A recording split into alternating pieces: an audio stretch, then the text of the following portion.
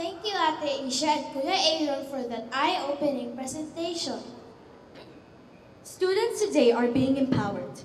At school, we are trained to inquire and investigate. We are considered young researchers. Some of us were given the opportunity to fly to Singapore and present their research in a conference back at 2015. To tell us more about his experience, let's give a warm welcome to Tristan Gabriel B. Capunan.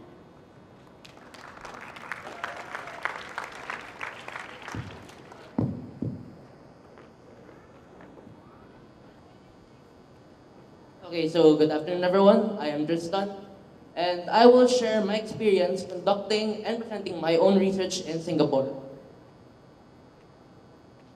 Before I dive deep into my experience, I'll give you a bit of background about this. So for the past years, JDSE has been sending its students to Singapore. This is under JDSE's program of internationalization, which aims for its students to, number one, develop and enhance the skills of the student in communication, academics, music, sports, and etc. Number two is to build solid friendships beyond Philippine shores. And third, to train us to become more responsible and independent.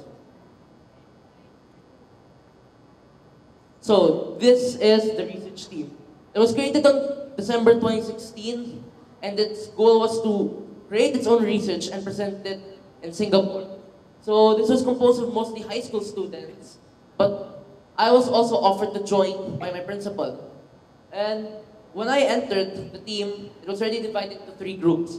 One focused on sports, one focused on Gen Z, and one focused on scholarship. So this is my research group. Our research group focused on sports and how it could help one's character and academic performance improve. So first, at the early stages of the research team, we looked for articles, we presented them in front of our teachers, and then as time went on, we created our own research ourselves. The subject that we chose was the GGSE Outliers Floorball team. We wanted to see if the members of this team improved on their character and academic performance. So this is a journey to Singapore. This is us in NAIA. We're about to depart from the Philippines to Singapore. And this is the Airbnb condo unit we had. This was where we stayed for 6 days. I'll give a bit of a story about my experience presenting in Singapore. So Singapore had this event called the Redesigning Pedagogy International Conference, which is held in Nanyang Technological University in Singapore. This is where a lot of teachers, educators, and fellow researchers come to present their own research. So I'll share my experience. I was kind of nervous because I was just from 6th grade. I was not really that experienced with this kind of research. I was just actually 12 years old, not really a teenager, and I'm standing in front of adults. Not just any kind of adults. These are professional researchers, educators, and licensed educators. And it was kind of nervous because if you could make just a small mistake, it could cost everything. However, we were able to do it. Actually, the crowd was very amazed because we were the youngest presenters there. There were we were the only ones who were teenagers or just preteens. By the way, we also wore Barong Tagalogs here just so we could make our nationality distinct from the others. Aside from the hectic research, which was very stressful, as you could see in this photo, we had to cram in one of the nearby coffee bean stores. We still had a lot of fun. After we presented, we were able to swim in the condo unit's pool. We were also able to play with one of the schools in Singapore. We were able to play floorball with them. This is also a fun experience because since floorball is the sport of JDSE, We wanted to know how the Singaporeans played it and what we could learn from them. We also had the experience to see firsthand what a visually impaired person's life is without seeing anything. This was the dialogue in the dark. Also, after we presented, we ate in a crab restaurant somewhere. I could say that the food here was very delicious. So these are what we learned from the field trip in Singapore. First is research.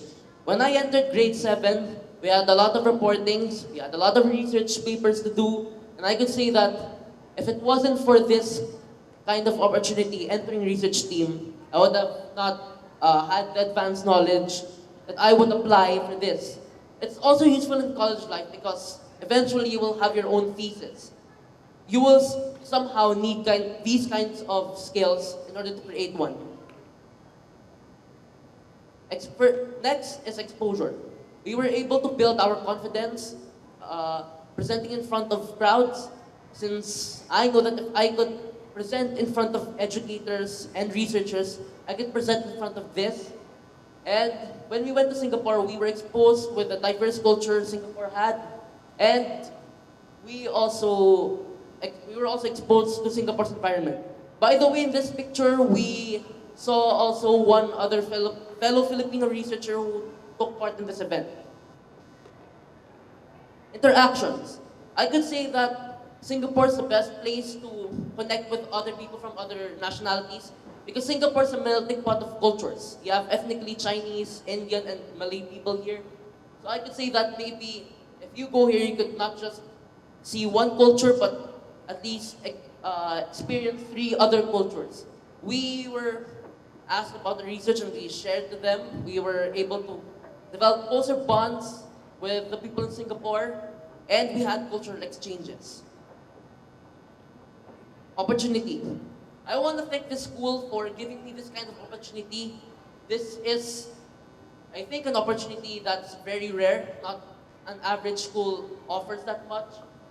This, for me, is very useful because going to Singapore, presenting, this was very rare, but at least I learned a lot from this. I could really thank the school for this because if I did not really have the opportunity to present in Singapore, I would not really be here on stage. So last but not the least, I would like to share why people of my generation, Generation Z, could partake in these kinds of activities. First, since Gen Z people playing onto their phones, we would usually scroll on our social media, on the web.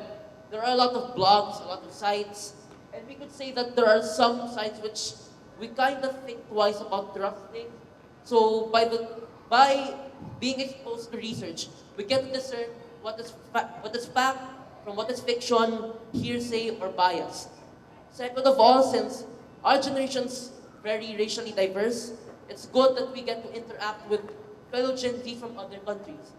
Next is, since our generation is very open, we were born in the era of globalization, it's time that we get to connect with other people.